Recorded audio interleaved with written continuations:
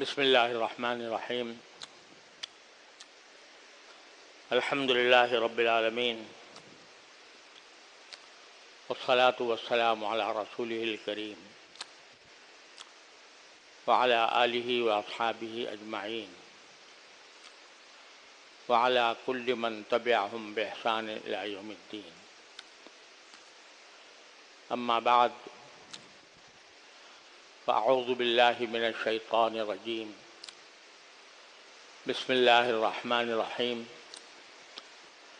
ولا تہنوا ولا تحزنوا انتم الاعلون ان کنتم مؤمنین. صدق اللہ العظیم. حضرات اساتذہ کرام، تمام متعلقین دارالعلوم اور میرے عزیز طالب علم ساتھیوں، السلام علیکم ورحمۃ اللہ تعالی وبرکاتہ. آج اللہ تبارک و تعالیٰ کے فضل و کرم سے ہم پاکستان کے قیام کی 77 سال بعد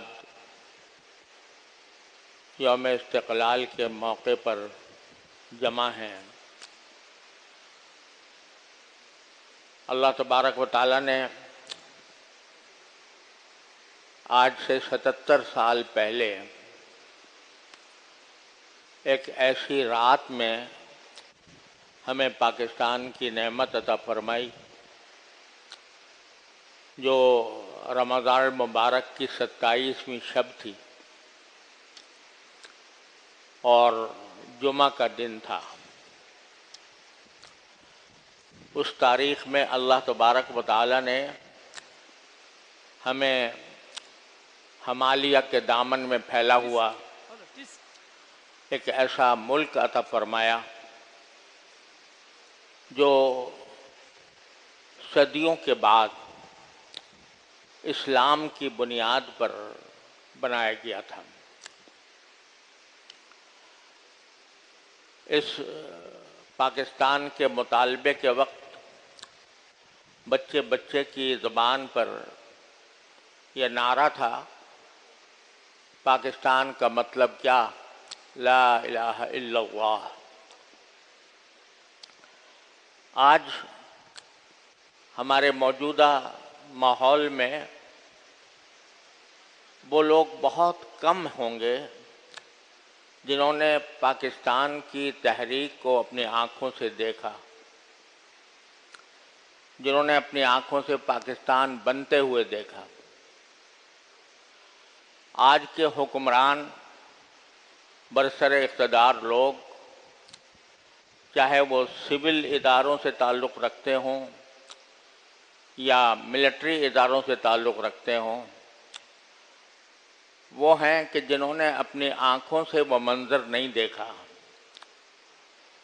جب پاکستان بن رہا تھا. اور اس وقت بھی ہمارے اس اجتماع میں شاید ہی کوئی ایسا آدمی ہو، اور میرا خیال ہے کہ کوئی نہیں ہے سوائے میرے، جنہوں نے پاکستان بنتے ہوئے دیکھا، جنہوں نے پاکستان کے لیے جو نعرے لگائے گئے تھے، جو تحریک چلائی گئی تھی، اس کا نظارہ کیا ہو.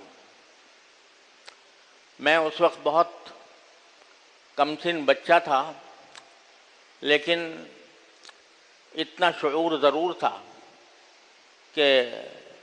آس پاس کے ماحول میں جو پاکستان کی تحریک چل رہی تھی اور قدم قدم پر پاکستان زندہ باد، لے کے رہیں گے پاکستان، خون کی ندیاں بہائیں گے، پاکستان بنائیں گے کے نعرے اس وقت سے، بچپن کے وقت سے کانوں میں گونجتے ہیں. اور یہ ہماری ماضی قریب کی تاریخ میں پہلا ملک تھا جو اس بنیاد پر وجود میں آ رہا تھا کہ یہ مسلمانوں کے لیے ہے اور اس کا مقصود یہ ہے کہ مسلمان کسی غیر مسلم کے تسلط سے آزاد ہو کر ایک ایسے ملک میں قیام پذیر ہوں کہ جو صرف مسلمانوں کی اقتدار کے تحت چلے اور وہاں مسلمان اپنے مقصد وجود اور اپنے دین کو قائم رکھ سکیں اور اس کا تحفظ کر سکیں۔ مجھے یاد ہے کہ میرے والد ماجد بانی دارالعلوم حضرت مولانا مفتی محمد شفیع صاحب قدس اللہ تعالیٰ سرہ اس تحریک میں نمایاں کردار کے حامل تھے۔ حضرت شیخ الاسلام علامہ شبیر احمد صاحب عثمانی رحمۃ اللہ علیہ کے قریبی رفقا میں سے تھے اور ملک بھر میں پاکستان کے حق میں رائے عامہ ہموار کرنے کے لیے جگہ جگہ دورے بھی کیے تھے۔ تو ایک مرتبہ جالندھر میں ایک جلسہ تھا جس میں حضرت والد ماجد قدس اللہ تعالیٰ سرہ کو مدعو کیا گیا تھا اور آپ نے وہاں پاکستان کے قیام کے حق میں تقریر فرمائی۔ اس تقریر کے دوران ایک صاحب نے کھڑے ہو کر حضرت والد ماجد قدس اللہ تعالیٰ سرہ سے یہ سوال کیا کہ مولانا آپ پاکستان کے حق میں بیان کر رہے ہیں تو یہ بتائیے کہ کیا پاکستان بننے کے بعد وہاں واقعتاً اسلامی نظام قائم ہو جائے گا جس کی آپ دعوت دے رہے ہیں؟ تو میرے والد ماجد قدس اللہ تعالیٰ سرہ نے یہ جواب میں یہ فرمایا کہ میں اس بات کی کوئی گارنٹی نہیں لے سکتا، لیکن ایک بات کی میں گارنٹی لے سکتا ہوں، وہ یہ کہ وہاں پر ہم پر کوئی گاندھی، کوئی نہرو، کوئی پٹیل حکومت نہیں کر رہا ہوگا۔ وہاں حکومت کرنے والے مسلمان ہوں گے، اور اگر مسلمان عوام چاہیں گے اور تو ان کو ایک موقع میسر ہوگا کہ وہ اس ملک میں اسلامی نظام قائم کرنے کی جد و جہد کر سکیں۔ یعنی غیر منقسم ہندوستان میں ہمارے پاس کوئی ایسا راستہ نہیں ہے کہ ہم ملک میں شریعت کے نفاذ کی یا اسلامی نظام کے نفاذ کی کوشش بھی کر سکیں۔ وہاں کوشش بھی کرنے کا موقع نہیں، لیکن پاکستان جب بنے گا تو وہاں پر چونکہ کوئی غیر مسلم ہمارے اوپر حکمران نہیں ہوگا، اس لیے میں امید رکھتا ہوں کہ وہاں پر ہمیں اس جد و جہد کا موقع ملے گا، اس کوشش کا موقع ملے گا کہ ہم اس ملک کے اندر اسلامی شریعت کا نفاذ کریں، اسلامی نظام قائم کریں۔ یہ تھا پیش نظر ہمارے ان اکابر کے جنہوں نے پاکستان کی تحریک کی حمایت کی تھی اور اس پاکستان کی تحریک کے لیے اپنی جان و مال کی قربانیاں دی تھیں۔ یعنی پہلے ہی قدم پر یہ بات واضح کر دی گئی تھی کہ ایسا نہیں ہے کہ ادھر پاکستان بنا اور ادھر اسلامی نظام نافذ ہو گیا۔ جس رات پاکستان بنا اسی رات پاکستان کے اندر اسلامی نظام قائم ہو گیا، بلکہ مجھے یاد ہے کہ حضرت والد ماجد قدس اللہ تعالیٰ سرہ سے ایک اور موقع پر یہ سوال کیا گیا کہ اس وقت تحریک پاکستان کے جو قائدین ہیں، جیسے قائد اعظم محمد علی جناح یا مرحوم نوابزادہ لیاقت علی خان مرحوم یا سردار عبدالرب نشتر وغیرہ وغیرہ، تو کیا آپ ان کے بارے میں یہ سمجھتے ہیں کہ یہ جب برسر اقتدار آئیں گے تو اسلام نافذ کر دیں گے؟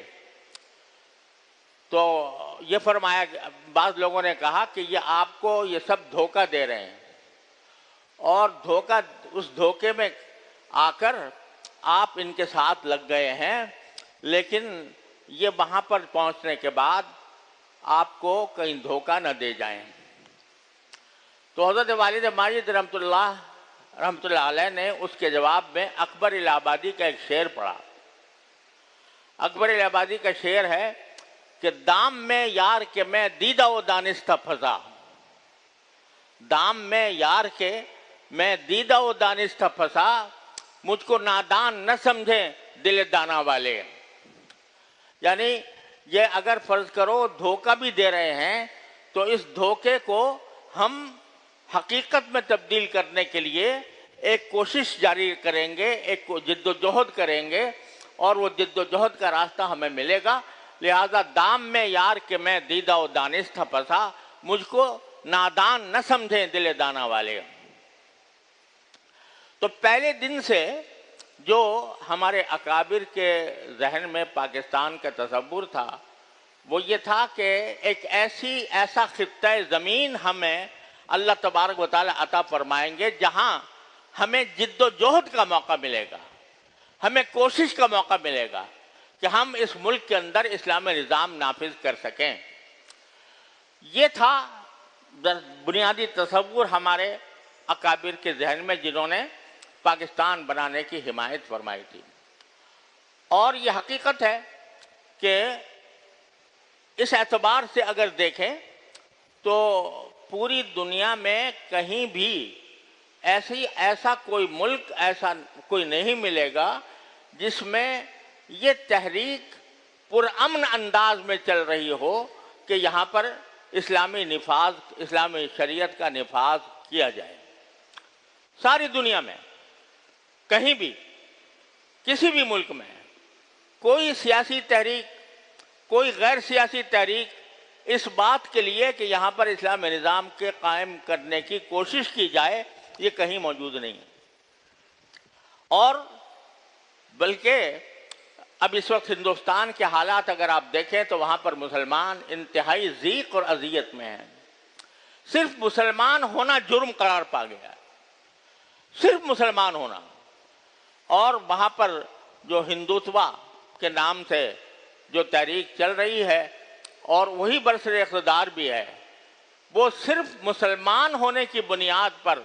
لوگوں کو مارتے ہیں، کاٹتے ہیں، ان کے ساتھ ظلم و ستم کا روا رکھتے ہیں۔ تو ان اکابر کے ذہن میں یہ منقشہ تھا کہ اگر یہ پاکستان وجود میں نہ آیا تو پورے ملک کے جو مسلمان ہیں وہ اس قسم کے ظلم و ستم کا شکار ہوں گے جس طرح کا ظلم و ستم آج ہندوستان میں روا رکھا جا رہا ہے۔ تو اس لیے انہوں نے یہ ملک قائم کیا تھا۔ یہ ہماری شامت اعمال ہے کہ جب پاکستان قائم ہو گیا تو اس کے جو ابتدائی قائدین تھے وہ اللہ تعالیٰ کی مشیت سے 1-1.5-2 سال کے اندر ہی سب کے سب رخصت ہو گئے۔ یعنی جنہوں نے کم از کم زبانی طور پر یہ وعدے کیے تھے کہ ہم یہاں پر اسلامی نظام قائم کریں گے، اور ان وعدوں کی وجہ سے ان کو ووٹ ملے تھے، ان کی بنا پر ان کو منتخب کیا گیا تھا،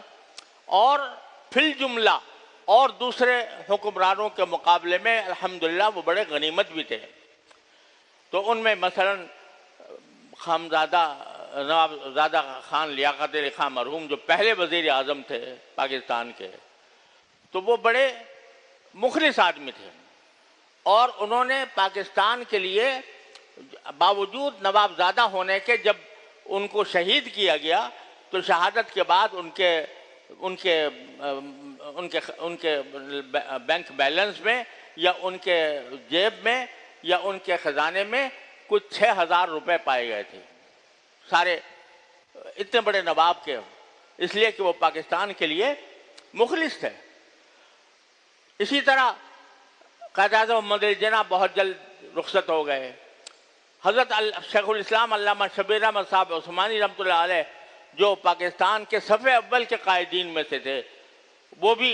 سن 1949 میں یعنی پاکستان بننے کے تقریباً 1.5 سال کے بعد ان کی وفات ہو گئی۔ اور وفات میں بھی یہ بات تقریباً ظن غالب کے درجے میں ہے کہ ان کو زہر دیا گیا تھا۔ وہ بہاولپور یونیورسٹی کے ایک اجتماع میں تشریف لے گئے تھے،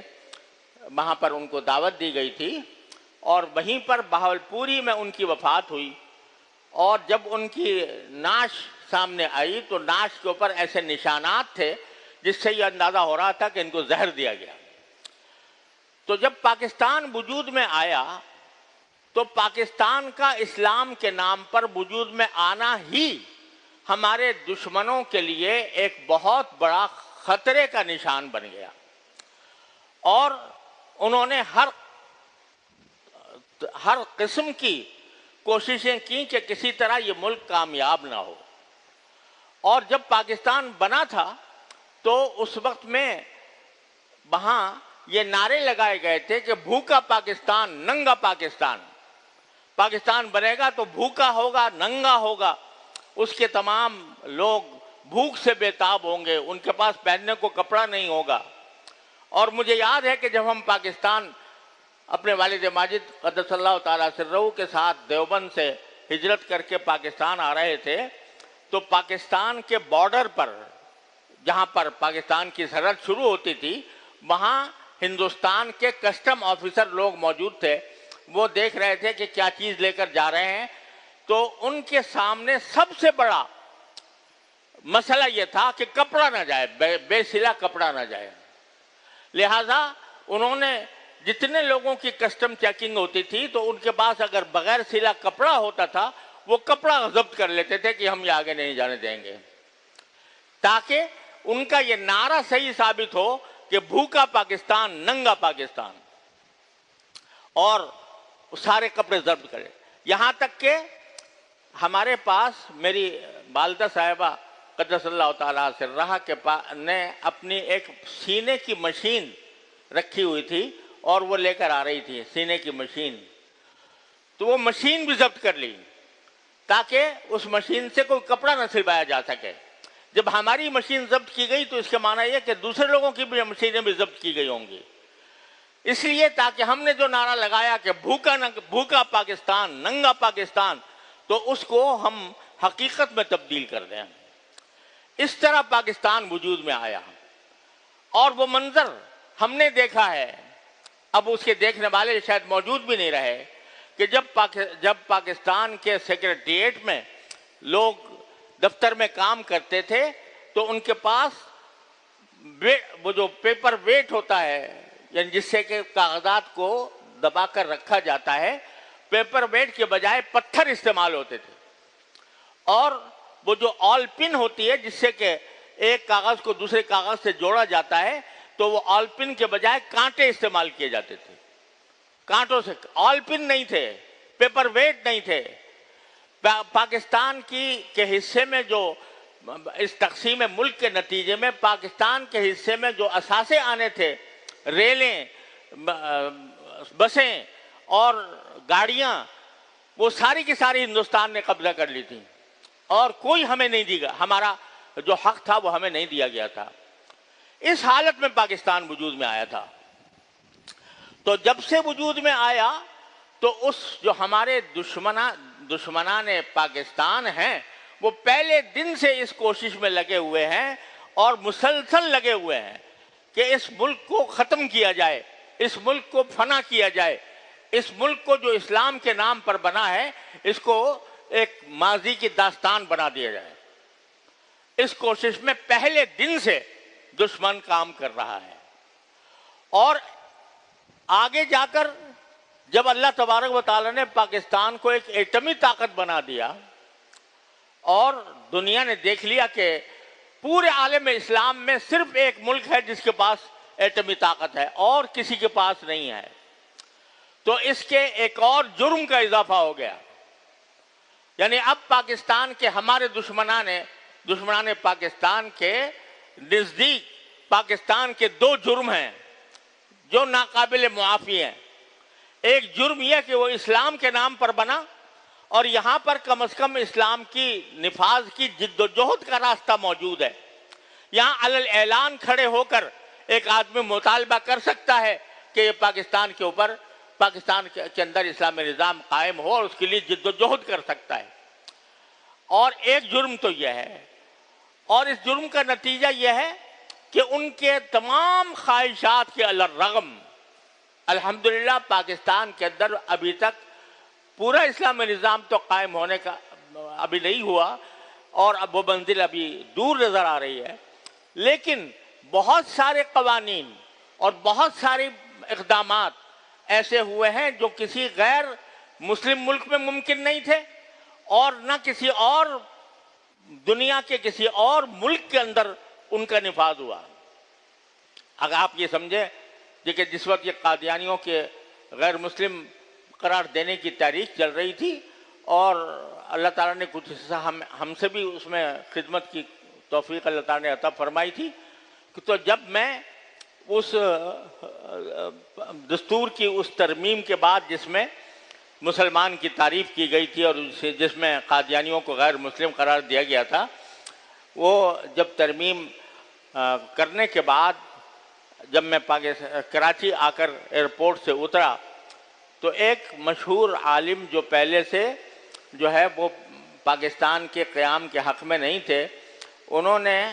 مجھ سے یہ جملہ کہا کہ آج پاکستان کا صحیح فائدہ ظاہر ہوا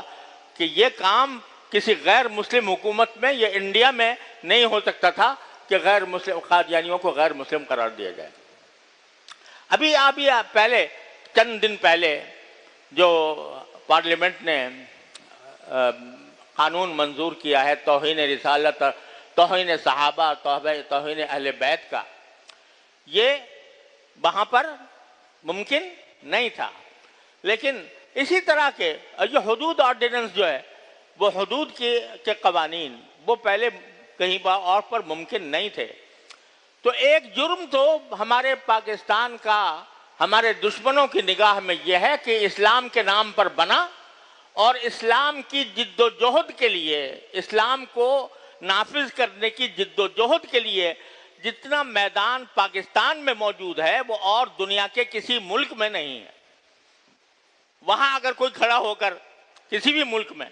کھڑا ہو کر یہ کہے کہ بھئی یہ جو نظام چل رہا ہے یہ غلط ہے، اس کو بدل کر ہم اسلامی نظام لے کر آئیں، اس کا راستہ صرف جیل ہے، اس کا جواب صرف جیل ہے. الحمدللہ پاکستان کے اندر ہمیں ابھی یہ قدرت حاصل ہے، یہ موقع حاصل ہے کہ ہم اس جد و جہد کا دامن نہ چھوڑیں. اور دوسرا جرم یہ ہو گیا کہ ہم ایٹمی طاقت بن گئے، اور ایک عالم اسلام کے پاس پاکستان کی شکل میں ایک ایٹمی طاقت وجود میں آ گئی. یہ دو جرم ایسے ہیں جس کی وجہ سے ہمارے اوپر دشمنوں کی سازشوں کی یلغار ہے، چاروں طرف سے ہمیں دبانے کی، مٹانے کی، ہمارے درمیان تفرقہ پیدا کرنے کی، ہمیں توڑنے کی، ہمیں جھنجھوڑنے کی کوششیں ہو رہی ہیں، اور مختلف طریقوں سے ہو رہی ہیں. ایسے حکمران ہم پر مسلط کیے جا رہے ہیں کہ جو ہمیں اس مقصد سے دور لے جائیں. ایسی سازشیں کی جا رہی ہیں جس کے ذریعے قوم تقسیم ہو کر رہ جائے، قوم میں اتحاد پیدا نہ ہو. اب اتفاق سے آج ہم 14 اگست کی تقریب ایسے موقع پر منا رہے ہیں جبکہ پاکستان طرح طرح کے بحرانوں کا شکار ہے. سیاسی بحران الگ ہے، اقتصادی بحران الگ ہے. ہمیں قرضوں کے اندر اس طرح جکڑ دیا گیا ہے کہ ہماری اپنا وجود جو ہے یہ رہن رکھا ہوا ہے غیر ملکی طاقتوں کے آگے. اتنے قرضوں میں ہمیں جکڑ دیا گیا. ایک ایسا ملک جس کے پاس بے شمار وسائل ہیں، جس کے پاس پہاڑ ہیں، جس کے پاس دریا ہیں، جس کے پاس سمندر ہیں، جس کے پاس صحرا ہیں، جس کے پاس نباتات ہیں، جس کے پاس جنگلات ہیں، سارے قدرتی وسائل اللہ تعالیٰ نے عطا فرمائے ہیں، لیکن اس کے باوجود ہم قرضوں میں جکڑے ہوئے ہیں. اور قرضوں کی جکڑ بند کی وجہ سے ہم اپنے اصل مقاصد کی طرف بڑھنے کے لیے معذور ہو رہے ہیں کہ ہم در حقیقت ایک طرح سے غلام بنے ہوئے ہیں اپنے قرض دینے والوں کو. وہ ہم پر ایسی شرائط عائد کرتے ہیں جس کی وجہ سے ہم اپنے اصل مقصد وجود سے دور ہوتے جا رہے ہیں. یہ صورتحال ہے جس سے کہ آج ملک میں تقریباً ہر شخص پریشان ہے اور بسا اوقات مایوسی کی حد تک پریشانی بڑھ جاتی ہے. لوگ مایوس ہو رہے ہیں اور بعض اوقات لوگ پاکستان چھوڑ کر باہر جا رہے ہیں. بہت بڑی تعداد ہے جو اس لیے پاکستان چھوڑ کے جا رہی ہے کہ یہاں پر مسائل اتنے گمبھیر ہو چکے ہیں کہ ان کو اس کے کوئی حل کی صورت نظر نہیں آتی. لیکن اس کے باوجود میں آپ حضرات کے سامنے یہ آیت میں نے آپ کے سامنے تلاوت کی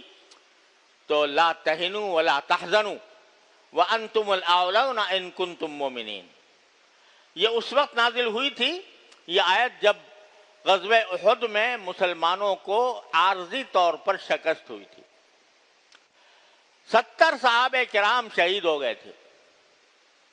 اور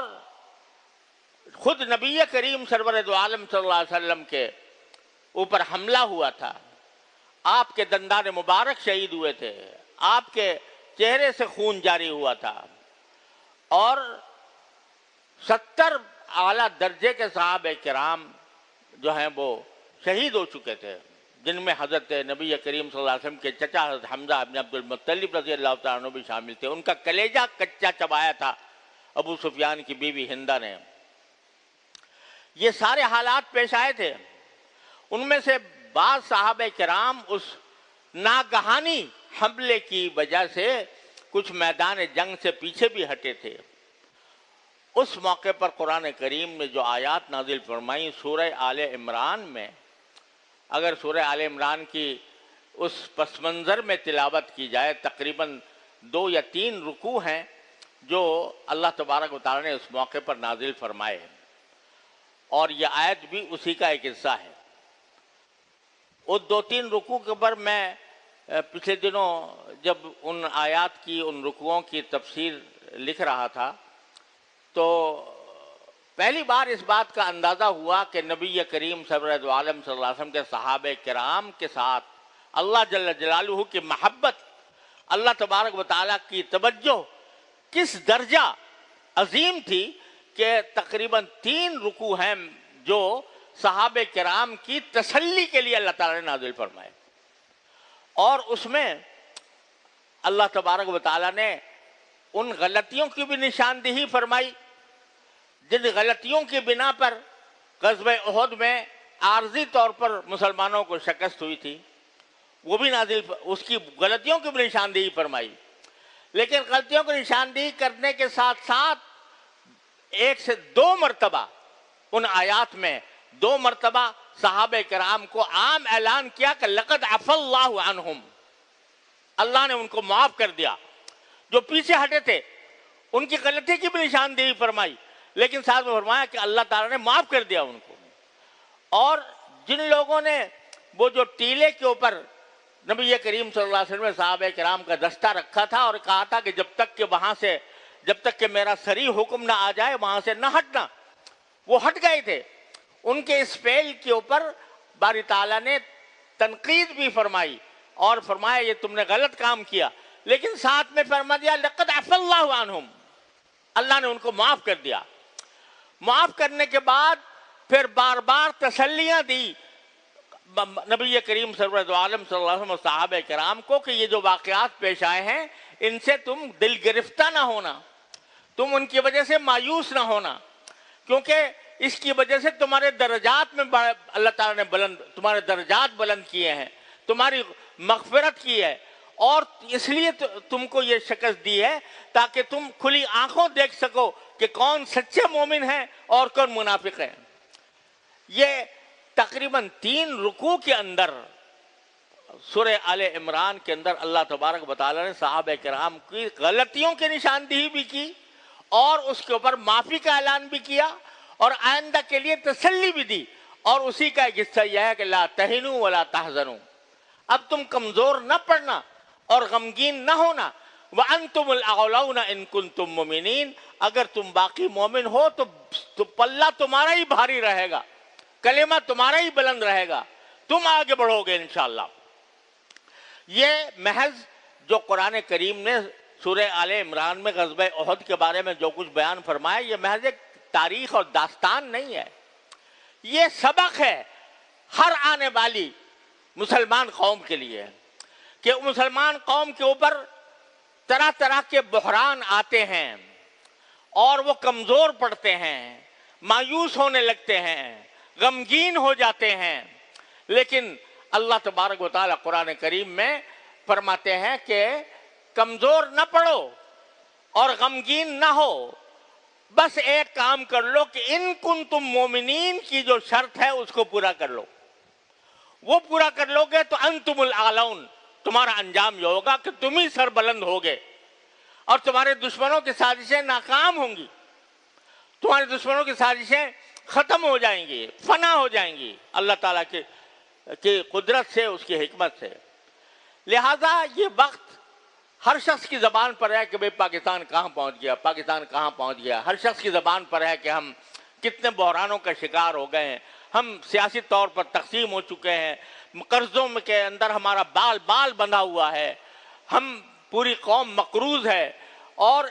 اقتصادی بدحالی کا شکار ہے۔ یہ سارے اور دشمنوں کی طرف سے سازشوں کا سلسلہ ہے، خود ہمارے اندر سے دہشت گردی کا ایک طوفان کھڑا ہوا ہے اور نہ جانے کس کس طرح کی سازشیں ہمارے خلاف چل رہی ہیں۔ بے شک یہ سب کچھ اپنی جگہ ہے، لیکن ان کنتم مومنین،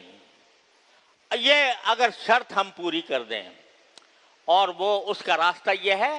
کہ مایوس ہونے کے بجائے دو کام کریں تو یہ نشیب و فراز قوموں کی زندگی میں آتے بھی ہیں اور جاتے بھی ہیں، نشیب و فراز آیا کرتے ہیں قوموں کی زندگی میں، لیکن اگر اس قوم کے افراد صرف حکمرانوں پر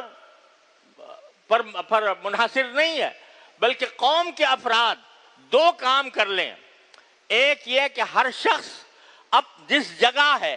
اور جو اس کے فرائض منصبی ہیں ان کو وہ اپنا ادا کرنے کا اہتمام کر لے۔ میں جہاں پر بھی ہوں، جس جگہ پر بھی ہوں، جو فرائض اللہ تعالیٰ نے میرے ذمہ عائد کیے ہیں، میں وہ فرائض دیانت داری کے ساتھ، امانت داری کے ساتھ میں ادا کرتا رہوں، اور دوسرے میں اللہ سے مانگتا رہوں، اللہ سے دعا کرتا رہوں، یا اللہ ان مصائب کو دور کرنے والے صرف آپ ہیں، آپ کے سوا کوئی ان مصائب کو دور نہیں کر سکتا، اے اللہ اپنے فضل و کرم سے ہماری یہ مصائب دور فرما دیجئے، ہمیں ان بحرانوں سے نکال دیجئے۔ دو کام کر لے یہ قوم، ایک جس کا فرض منصبی ہے وہ امانت کے ساتھ، دیانت کے ساتھ، اللہ اخلاص کے ساتھ وہ اپنا ادا کرتا رہے،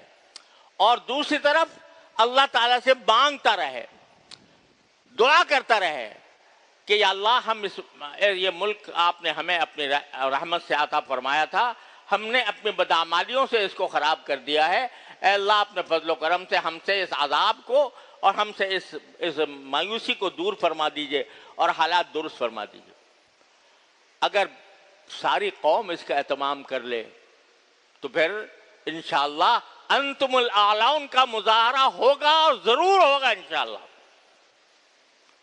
آپ ہم سب ذرا اپنے گریبان میں منہ ڈال کر دیکھیں کہ شکوے تو ہم بہت کر رہے ہیں اور مایوسی کا اظہار بھی ہر مجلس میں ہو رہا ہے،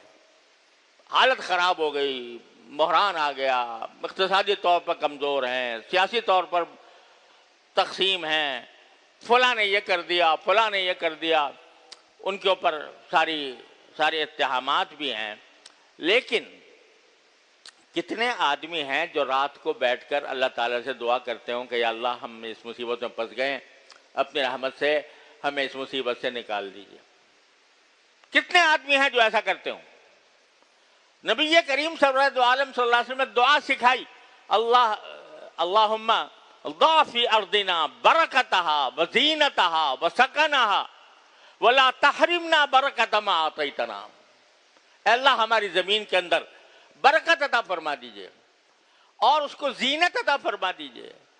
اور اس میں جو کچھ آپ نے ہمیں عطا فرمایا ہے اس میں برکت عطا فرما دیجئے،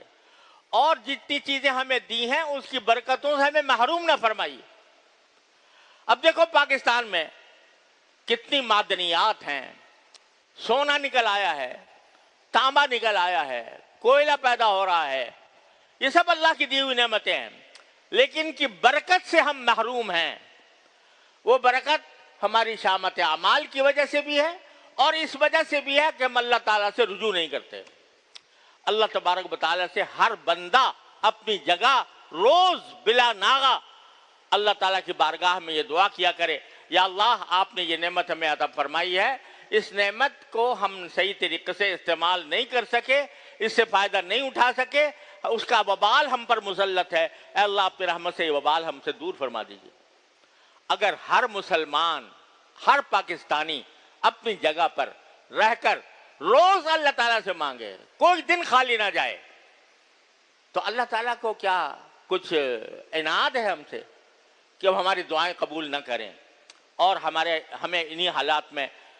چھوڑے رکھیں۔ دشمن ہزار کوششیں کیا کرے،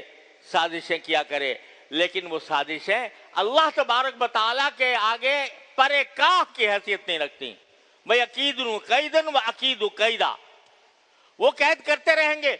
لیکن اللہ تبارک و تعالیٰ کا جو تدبیر ہے وہ سب پر غالب ہے۔ لہذا دو کام کا اہتمام اگر یہ قوم کر لے، ایک، ہر شخص اپنے فریضہ منصبی کو دیانت، امانت، اخلاص کے ساتھ ادا کرے، اور دوسرے اللہ تعالیٰ سے رجوع کا دامن نہ چھوڑے، ہر روز بلا ناغہ اللہ تبارک و تعالیٰ سے ہر نماز میں دعا مانگے اللہ تبارک و تعالیٰ کی بارگاہ میں کہ اللہ ہمیں اس سے نکال دیجئے، تو انشاءاللہ یہ سارے بادل چھٹ جائیں گے، اور چھٹنے کے بعد انشاءاللہ پاکستان اپنے اصل مقصد وجود کی طرف بڑھے گا، اور یہ بہت سے شہداء کی قربانیوں کے نتیجے میں آیا ہے، وجود میں آیا ہے، انشاءاللہ وہ قربانیاں رائیگاں نہیں جائیں گی، اور اگر ہم اپنے کام میں پختہ ہو گئے۔ وَأَنْتُمُ الْأَعْلَوْنَ إِن كُنتُم مُؤْمِنِينَ، اللہ تبارک و تعالیٰ اپنے فضل و کرم سے، اپنے رحمت سے ہمیں اس کی توفیق عطا فرمائے۔ وآخر دعوانا ان الحمد للہ رب العالمین۔ اللهم لك الحمد حمدا دائما مع دوامك، ولك الحمد حمدا خالدا مع خلودك، ولك الحمد حمدا لا منتهى له دون مشيئتك، ولك الحمد حمدا لا يريد قائله إلا رضاك۔ اللهم صل وسلم وبارك على سيدنا ونبينا وحبيبنا وشفيعنا ومولانا محمد وعلى آله وأصحابه أجمعين۔ اللهم ربنا ظلمنا أنفسنا وإن لم تغفر لنا وترحمنا لنكونن من الخاسرين، ربنا ظلمنا أنفسنا وإن لم تغفر لنا وترحمنا لنكونن من الخاسرين، ربنا ظلمنا أنفسنا وإن لم تغفر لنا وترحمنا لنكونن من الخاسرين، ربنا آتنا في الدنيا حسنة وفي الآخرة حسنة وقنا عذاب النار، يا حي يا قيوم يا حي يا قيوم برحمتك نستغيث، أصلح لنا شأننا كله، أصلح لنا شأننا كله، ولا تكلنا إلى أنفسنا طرفة عين، ولا تكلنا إلى أنفسنا طرفة عين، اللهم ضع في أرضنا بركتها وزينتها وسكنها، اللهم أعط بأرضنا زينها وسكنها، ولا تحرمنا بركة ما أعطيتنا يا أرحم الراحمين، اللهم ضع في أرضنا بركتها وزينتها وسكنها، ولا تحرمنا بركة ما أعطيتنا يا أرحم الراحمين، اللهم يا غياث المستغيثين يا أمان المستجيرين يا مجيب دعوة المضطرين، لا تجعلنا فتنة للقوم الظالمين، لا تجعلنا فتنة للقوم الظالمين، لا تجعلنا فتنة للقوم الظالمين، واجعلنا وانصرنا برحمتك ونجنا من القوم الكافرين، اللهم انصرنا ولا تنصر علينا، وامكر لنا ولا تمكر علينا، واهدنا ويسر الهدى لنا، اللهم ألهمنا مراشد أمورنا، اللهم ألهمنا مراشد أمورنا، اللهم ألهمنا مراشد أمورنا، وعظم لنا على أرشد أمرنا، وعظم لنا على أرشد أمرنا يا أكرم الأكرمين، اللهم انصرنا ولا تنصر علينا، وامكر لنا ولا تمكر علينا، واهدنا ويسر الهدى لنا، واهدنا ويسر الهدى لنا، اللهم زدنا ولا تنقصنا، اللهم زدنا ولا تنقصنا، وأكرمنا ولا تهنا، وأعطنا ولا تحرمنا، وأعطنا ولا تحرمنا، وانصرنا على من بغى علينا اللهم انصرنا على من بغى علينا اللهم انصرنا على من بغى علينا يا أرحم الراحمين يا غياث المستغيثين يا مان المستجيرين يا مجيب دعوة المضطرين رحمن الدنيا ورحيمها ارحمنا برحمة تغنينا بها عن رحمة من سواك اللهم أغننا بفضلك عمن سواك اللهم أغننا بفضلك عمن سواك اللهم اكفنا بحلالك عن حرامك وأغننا بفضلك عمن سواك وأغننا بفضلك عمن سواك یا اللہ یا رحمان یا رحیم یا کریم اپنے فضل و کرم سے ہمارے تمام گناہوں کو معاف فرما دیجیے یا اللہ ہم پر ہماری شامت اعمال مسلط ہے اللہ شامت اعمال کو دور فرما دیجیے یا اللہ شامت اعمال کو دور فرما دیجیے یا اللہ شامت اعمال کو دور فرما دیجیے یا ارحم الراحمین آپ نے اپنے فضل و کرم سے اپنے رحمت سے ہمیں یہ خوبصورت ملک عطا فرمایا یا اللہ اس میں اچھے وسائل عطا فرمائے لیکن یا اللہ ہم نے اپنے بدعمالیوں سے اس کو خراب کیا ہوا ہے یا اللہ ہماری اس بدعمالیوں کو پچھلی بدعمالیوں کو معاف فرما دیجیے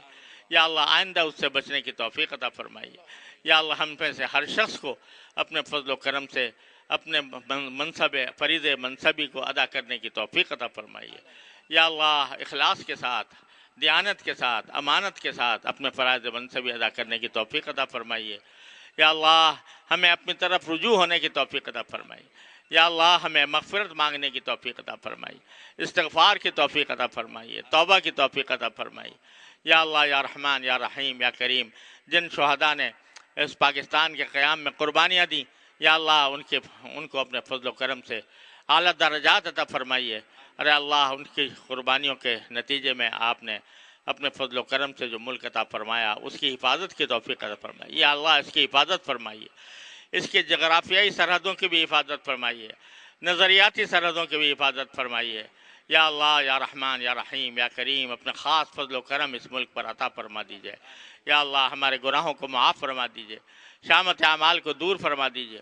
اور اپنے فضل و کرم سے ہمیں اعمال صالحہ کی توفیق عطا فرمائیے یا اللہ ہمارے حکام کو بھی ہدایت عطا فرمائیے یا اللہ ہمارے عوام حکام زعماء سب کو اے اللہ ہدایت عطا فرمائیے یا اللہ ملک کی ترقی کے لیے ملک کی خیر خواہی کے لیے یا اللہ کام کرنے کی توفیق عطا فرمائیے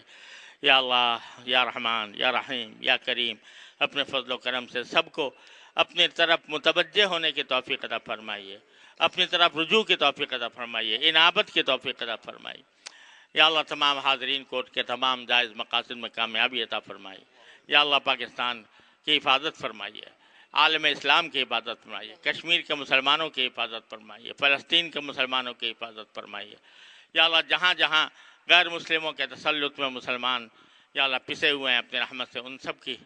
ان سب کی حالت پر رحم فرما کر ان کو ان سے نجات عطا فرمائیے یا اللہ دارالعلوم کو اپنے ظاہری اور باطنی ترقیات عطا فرمائیے یا اللہ دارالعلوم کو ظاہری باطنی ترقیات عطا فرمائیے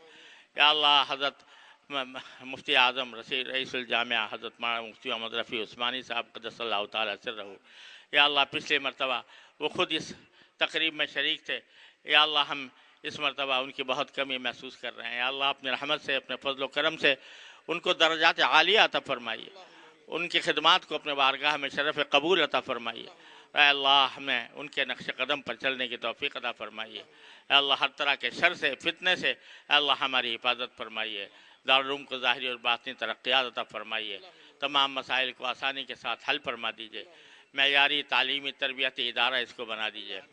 اور ہر طرح کے شر سے فتنے سے اس کی حفاظت فرمائیے یا اللہ تمام حاضرین کو ان کے تمام جائز مقاصد میں کامیابی عطا فرما